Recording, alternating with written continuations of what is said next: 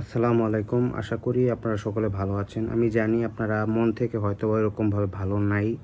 আজকের দিনটা আমাদের জন্য, জাতির জন্য খুবই একটা শোকের দিন। মাইলস্টোনে যেভাবে দুর্ঘটনাটা ঘটেছে, আমি জানি আমাদের ছোট ছোট ভাই ও বোনেরা হয়তোবা আল্লাহ জানে তারা কী অবস্থায় আছেন। অনেক হতাহতের ঘটনা ঘটছে, এখন কত ঘটছে না ঘটছে হয়তো অত জিনিস আমরা ক্লিয়ার হইতে পারতেছি না।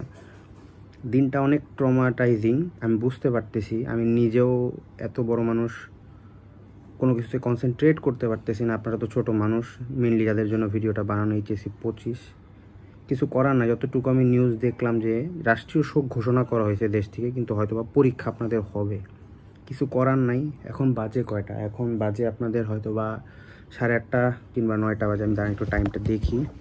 আপনাদের হচ্ছে, সরি ভুল বলছি, 10টা বাজতে 10 মিনিট বাকি আছে। সরি, ঠিক আছে, হ্যাঁ টাইমটা একটু ভুল বললাম, মাথাটা তো আসলে ঠিক নাই। এখন কিছু করার নাই, যতটুকু পারেন আপনারা, যদি কেউ না পড়ে থাকেন যতটুকু পারেন আপনারা পড়বেন, ঠিক আছে? পড়ে যান, এক্সাম দেন, কিছু করার নাই। আসলে বলতে চাইলে অনেক কিছুই বলা যায়। আসলে এদেশের সিস্টেমটা আসলে কেমন জানি, মানে আমি নিজেও নিতে পারিনি। গত জুলাইও দেখছি, এই জুলাইও দেখছি, মানুষ মারা গেলে ওটার ভ্যালু থাকে না, ঠিক আছে? আপনি যতক্ষণ জীবিত আছেন আপনার ভ্যালু আপনার ফ্যামিলির কাছে আছে, মারা গেলে কেউ ভ্যালু দিবে না। অ্যাটলিস্ট জনগণ আপনাকে ভ্যালু দিবে না, এদেশের সিস্টেম ভ্যালু দিবে না। যা গেলে শুধু আপনার যাবে, আপনার বাবা মার যাবে। তাই এখন আর ওইরকমভাবে না করে, যেহেতু কালকে শোক ঘোষণা করার পরেও যেহেতু পরীক্ষা নিচ্ছে, যদি ক্যান্সেল হয় আমি আপডেট দিয়ে দিব। যেহেতু টিল নাও আমি জানতে পারছি যে আপনাদের পরীক্ষা হবে, আপনারা যতটুকু পারেন প্রিপারেশনে পরীক্ষায় আপনারা অ্যাটেন্ড করেন, ঠিক আছে?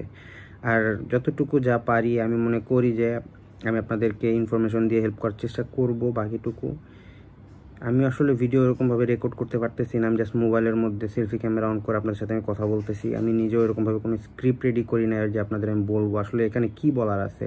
সারাদিনই নিউজটা জানার পর থেকেই মন মানসিকতা ভালো নেই। জাস্ট এতটুকু শিওর করতেছি যে আপনাদের পরীক্ষা হবে, আপনারা গিয়ে পড়তে বসেন, যতটুকু পারেন আপনারা পড়ে যান।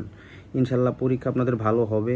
দোয়া করবেন পিচ্চি বাচ্চাগুলোর জন্য, আপনাদের জন্য দোয়া রইল। আপনারাও ছোটো ছোটো মানুষ, সাবধানে পড়ালেখা করবেন। যাই হোক, ভালো থাকবেন। আসসালামু আলাইকুম।